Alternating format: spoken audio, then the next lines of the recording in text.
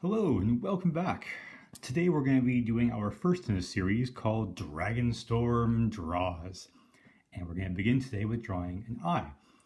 An eye is something which is considered by many to be very difficult. So if you can pull this off, then that's going to be a pretty amazing confidence boost.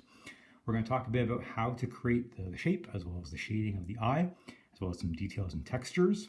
I'll be using terms such as iris to represent that colored part of the eye, pupil for that middle dark part, and sclera refers to that white part of the eye. So, without further ado, let's get started. I'm hoping that you're willing to try and follow along as I draw here. If you do, let me know in the comments how things turn out, and if you are successful, great. But if you're not, don't worry about it. Drawing is something which takes time and practice. And we're going to think of like an almond shape to begin with. We're going to do a nice, pretty wide curve on top and a smaller curve on the bottom, leaving both sides blank. You're going to put the tear duct on one side. Since we're only going to draw one eye today, if you are right-handed, I recommend you put that tear duct on the left side, and if you are left-handed, put it on the right side. But I'm right-handed, so we'll do it this way. And the reason for that is that this way, as we're shading, we don't have to worry about smudging our own work by getting our palm in the middle of our drawing. The tear duct here has got two major structures. There's a circular one, and since it's tear duct and it has moisture to it, we're going to add a reflection mark there. And there's a little tendon that comes down here as well. And this is where it's important to note that everyone's a little bit different. I knew a man once who had external tear ducts, so he was constantly weeping because, well, his tear duct was on the outside as opposed to on the inside of his eye. So we're all different, and that adds such great variety to our lives, which is awesome. Once you've got that sort of shape, we're going to shade in just on the corners of the eye. The eye itself is a big sphere, an eyeball, and as a result, you get some shading as the eye curves away from us. So the part that's really bowed, for the part that sticks out most is in the middle, so you get a shading on the sides. Here's the tricky part. We're going to try and draw as close to a perfect circle as we can, which is partially overlapped at the top and just a little bit overlapped at the bottom. So this can be kind of tricky. If you are not comfortable drawing a perfect circle, you are certainly welcome to grab a coin or other small spherical / circular object and use that to help you out, because drawing a freehand perfect circle is quite difficult, as we're seeing right here. This is not perfect, but I think for our purposes it will do just fine. If it's not a perfect circle, we can adjust it a bit because there's a thickness to the edge of the iris. There's like a halo or a layer of dark around the sides. As mentioned earlier, we're going to assume the light is coming from the right-hand side. Again, if you are a lefty, please feel free to switch that up. And we'll just put a reflection in there. And it can be rectangular, it could be circular. You've got some options there for sure. In some cases, if the light is very bright or there are lots of banks of lights, you might get more than one reflection. So we'll put two in there. And then we're going to draw in the pupil. And again, trying for that perfect circle, because we're going to fill it in anyways. If it's a little bit lopsided, you can adjust to make it as close to being a perfect circle as possible. And then we're going to fill it in as dark as we can make it. So I'm pressing fairly hard with the pencil here. If you have a pencil set and you have a 6B or maybe an 8B pencil, then you can use that to help you out. If you don't though, if you just have an HB pencil like I do, then you just press a little harder. It's fine. All right. There we go. Now it looks kind of scary, a little bit zombie-like right now. And this is the part where I think a lot of people might just stop and say, nope, didn't work. Quitting, done. Please don't, because mine looks pretty bad right now too, just like my Liliana drawing did in the previous videos I've done. So the iris makes a big difference in the eye. And we're going to start by just darkening the top of of the iris. And it's going to be as dark as the pupil. It doesn't quite make it to the pupil, but we're going to darken the top. And we're darkening it because the upper eyelid is casting a shadow. So the darkest part of the iris is on top. Now, by now we should have decided whether or not we have a light eye or a dark-eyed person.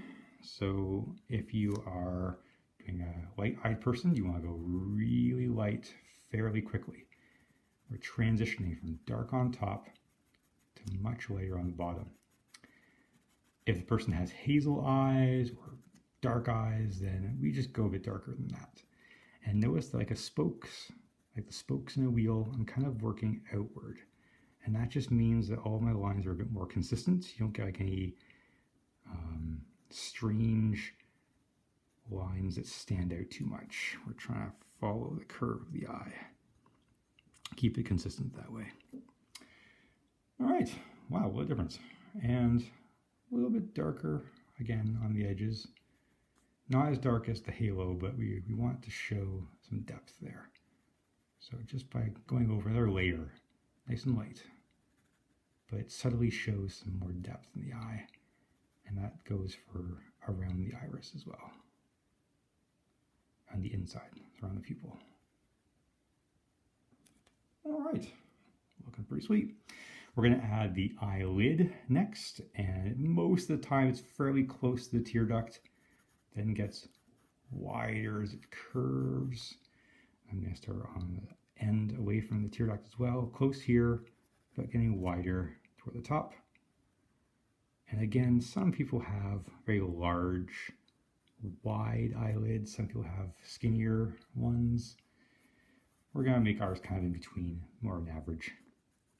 And you can adjust as necessary when you get to the point where you're drawing an actual person.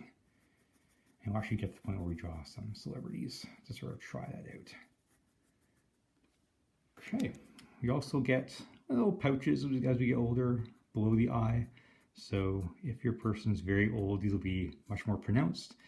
If they're a younger person, then maybe not quite as noticeable. And then we're just going to show the edge here of the ocular cavity or the eye socket. Just lightly there. And again, you can decide to make some of these darker if the person is a little older, or if they haven't stressed out. When we get stressed, we tend to, or if we haven't gotten sleep, get bags under our eyes. So, but I think subtle is better for the time being. We don't want anything too standoutish.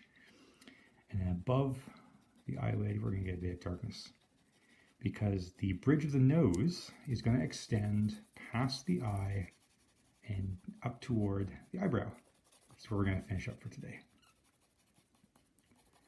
So use the side of my pencil here to kind of fill in areas faster, but again, super control, very light. We don't want too dark in there. Darken the edges. And that eyelid's going to cast a shadow on the sclera as well. So you're going to get a little bit of darkness just up here as well. Great.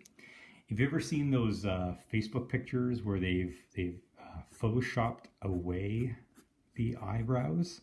Then you'll know just how important drawing the eyebrows is. And they tend to be very, very vertical, close to the tear duct, and then they kind of begin to get angled and eventually horizontal by the time we get to the end here. And they can be very bushy eyebrows.